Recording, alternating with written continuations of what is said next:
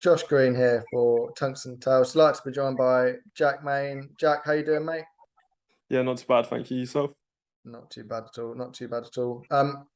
Just saying off camera. I mean, originally we were trying to get this sorted for when you smashed home those couple of nine darters around 4 weeks ago. Now I think it was. I mean, have you managed to shake the buzz of them yet? I mean, two nine darters in a couple of days is pretty special stuff, isn't it? Um, yeah, well, it is and it isn't. Like, I know it's something that a lot of people want to be doing when they're playing darts, but for dart players, just one leg, unless you win something for it, there's nothing really special about it. That's my personal opinion. It's just another leg. And as I say, one game I lost, one game I won. So the one that I lost being my first one on tour, it still didn't really mean anything to me, in total honest. How many nine darters have you hit now? Not just in competition, but I'm sure you hit plenty on the practice board as well. Obviously the two at the Pro Tour, and I've hit six now on practice wise. I hit one literally the week before I went away.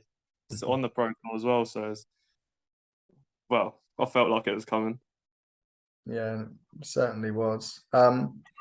In terms of your form on the Pro Tour, those last few events, there was some really positive stuff, making it through the opening couple of rounds, making it to board finals. Have you been really happy with what you've seen in the first sort of 8, 9 months of the year? It's been a hit and miss. Like I feel like from the moment I got my tour card, I felt I was probably playing the best darts that I have ever played, really. But then obviously the tinkering with the darts to take the next step, getting the darts made for myself, adapting to all these different things, you don't realise how much that affects you until you're actually going through it. So it weren't until I think it was start of summer where Cosmo sent me a set of darts that I really liked, and I Mm. started feeling comfortable with it, and that's when the results and kind of like the averages crept up again. But on the whole, I just feel like I- in in patches and at times I've been playing brilliant darts and the results still ain't going my way. But Mm. sometimes that is what it is in this sport. Like tables turn, and just have to keep bouncing on. You say about being in the best form of your life coming off Q school. Obviously, that was a huge deal for you getting onto that pro tour. Do you feel like you were able to capitalize on the momentum, or did you expect a bit more from yourself coming out of Q school? No, in total honesty, I'll always be honest. I felt I should have been, well, even now, I felt like I should be higher up in the rankings.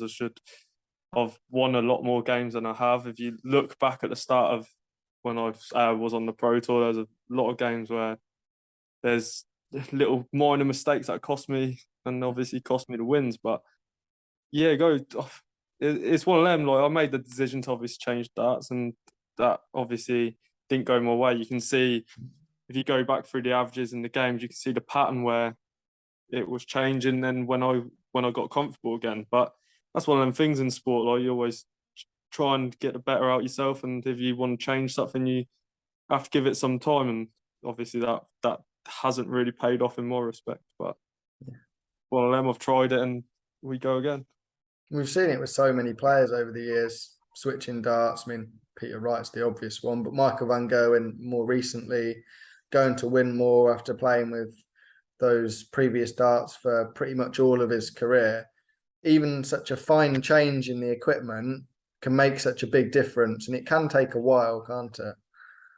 Yeah, like I say, it weren't a massive change from my first set of darts that they sent me. It weren't massive difference to what I had, but they're a thinner barrel, a lighter dart, and they felt brilliant on the practice board. But again, you know, they could be the best darts on the practice board, but it's not until you're under pressure that you actually feel whether they're the right dart for you. Though, and then obviously I think I've had five sets made, which I wasn't I felt comfortable on the practice board, but in games, you have to have faith and trust in your dart. But when it's not there, the confidence goes in it. So yeah, it's one of them. But now I've got a set of darts that I'm really happy with. Mhm. Obviously, I've been proving it with the obviously 2 9 darters and some of the averages I've been putting in with them. So it's on the up again. But it's one of them. Like, as I said before, it's a risk that I took, and well, I'm paid for it really. Mhm. Do you feel like you're really have made yourself at home now on the Pro Tour? You've consistently you are getting results, you're beating some top players, and you are a part of that elite 128 now. Do you feel like you're really at home on the Pro Tour? Yeah, like I say, the first year, I felt I didn't get the full experience of it. I know that sounds stupid, but obviously being in COVID and everything, all the restrictions behind it, like behind the scenes and everything, obviously that didn't suit myself at all. Obviously, all the players are in that position, so it's not an excuse or anything. But I just felt like it was a little bit flat going into these events. Like you try and build yourself up. And it was just like with all the restrictions, it just didn't really suit myself. But as this year's gone on and it's gone back to some sort of normality, I feel like I've felt more at home. It's it, yeah, I'm not one to walk into any sport or any room and feel like out of place, if you like. I Yeah. always felt like I'm meant to be there, but obviously you have to put it on the board to prove why you should be there. And obviously this year and last year it hasn't really fallen my way, but there's a lot of improvements, a lot of practicing to do, and we'll go again for the rest of the year and obviously see what next year brings. With it being mostly TV darts now, up until the end of the year, we've still got a few floor events left and a couple of Euro tours.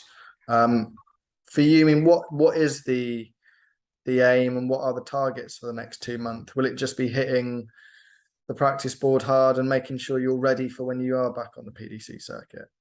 Yeah, like I say, it's obviously with not qualifying for any of the TVs or the European tours, it is a long old wait now to play in October. But um, yeah, it's mainly hit the practice board or go to some local events when I'm about for them.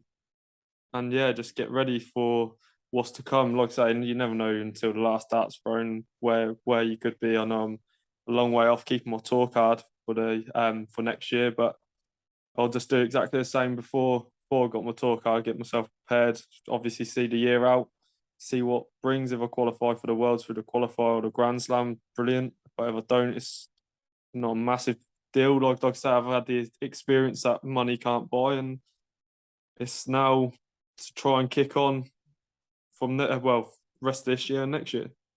Mm. Is TV darts and playing on a TV stage a big aim of yours? We haven't seen too much of you on the TV, but there's still chances, as you say, in those last chance qualifiers. And I'm not quite sure where you're placed for the Players' Championship finals, but there's still chances. Yeah, like I say, I'd love to be on the stage to obviously experience it, and I did kind of in the UK Open this year, but that was a little bit different being on stage too. I loved the experience, but again, it showed how inexperienced I was for it. Like the getting ready for the game, it weren't like a pro tour. It's like different preparation. Mhm. Like I say, it's all a learning curve for myself. People forget that I haven't really been in this game that long. Of I'm still learning. It's all still new to me. It's just like take every step as it come and try and learn from it. Really. Yeah. If it was to come to the point where you'd need to come back to Q school, do you feel like you've learned so much from these last 18 months, what will be 2 years, playing the best players in the world week in, week out, getting opportunities in major events, that you'll go back to Q school and you'll be a stronger player than what you were a couple of years ago? Yeah, 100%. Like I say, with the experience that I've had and the friends I've made on tour, and then what the knowledge that they give you and help you with, it's just like I feel 10 times better player than I was ever previously.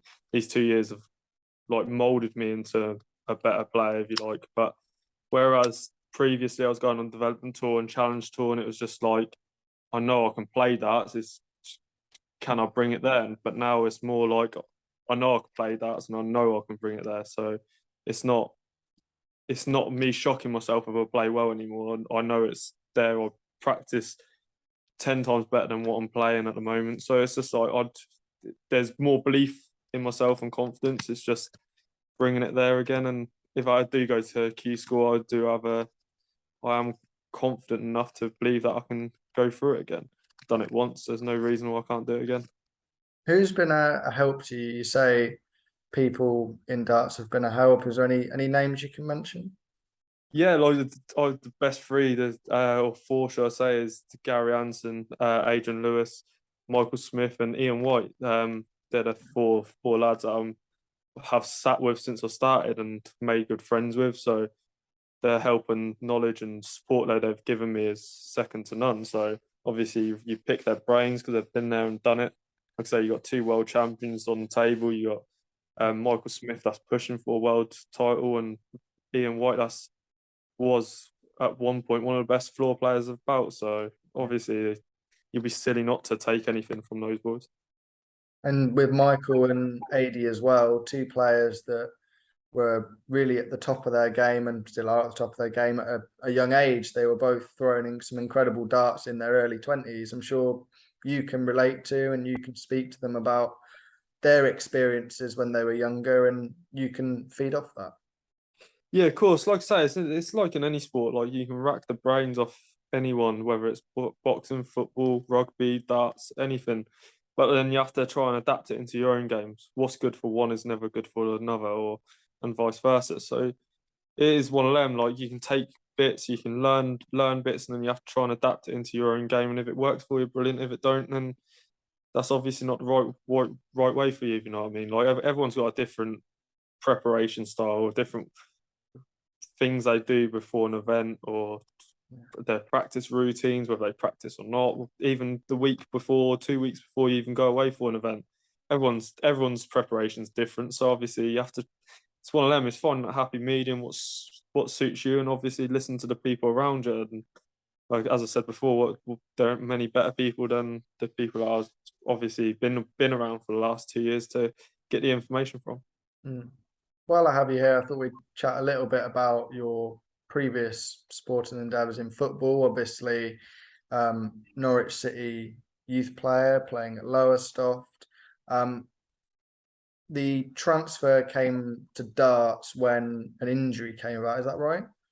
That's correct. Yeah, I snapped my knee in three places, and that was kind of the end of my football days, if you like. How long did it take from the injury to thinking I want to do something competitive, and that happened to be darts? So it's really weird. My brother used to have a dartboard at home, but it weren't a massive interest of mine at all. Like, weren't weren't really a darts fan. In honesty, I didn't really even know who Phil Taylor was until obviously I started watching darts like I did football when I took it up. So obviously being laid up at one point, you just thought, well, I need to be doing something. I can't just lay here. And Mm. at the time, I couldn't bend my knee or anything. I was on crutches and whatever else. So I remember having dartboard up in my room and started slinging darts and just like standing with one crutch and just throwing them. And then it's weird. Like I just got the buzz for if you hit three 20s, you then want a treble and two 20s, and then you wanted a 140, then you're pushing for the 180s. And like I say, it was almost like not an addiction, if you like, but it's just like, just wanted to keep better in it every Yeah. time. And just like, if I hit one throw, I hit 320s, and I wanted to see how consistent I could go on that. And Mm. then, so that's kind of where it all started from. And then obviously I was messing around with brother playing him. And as I was started getting out of the crutches and able to walk better and whatever else, I went to a local competition, and it all stemmed from there. Like obviously being coming from a competitive background, and everything in my eyes is competition. I'd play anyone at Tiddlywinks or whatever and find that like it's got to be a cup final to me. So having that is having that competitiveness in me, and obviously being one on one, it's all on yourself. Like you've got no one behind you to go Mm. and do your job for you. I just like that experience really. So and that's what I guess drove me to like carry on. And once I found out looked like I was half tidy at it, I was thinking, well, I want to be the best at it. Being good at something is not good enough for me. So Mm. Do you think if you hadn't had that injury that you would have taken up darts at all? I can honestly tell you, probably wouldn't have even touched that. So I might have messed around with my brother like I did, Mm. but darts wouldn't have even crossed my mind. It's really weird. Like I know, obviously in pubs it's a massive game, but even then I didn't. If you was in a pub, I weren't. It'd be more the pool table, you know what I mean. And I don't even like pool, so playing, yeah, coming out of if it weren't for the injury, I would not have played darts 100%. Nice, amazing stuff. Well, yeah, really appreciate your time, Jack, and best of luck when those events come round, and we'll hopefully see you soon. Cheers, appreciate it.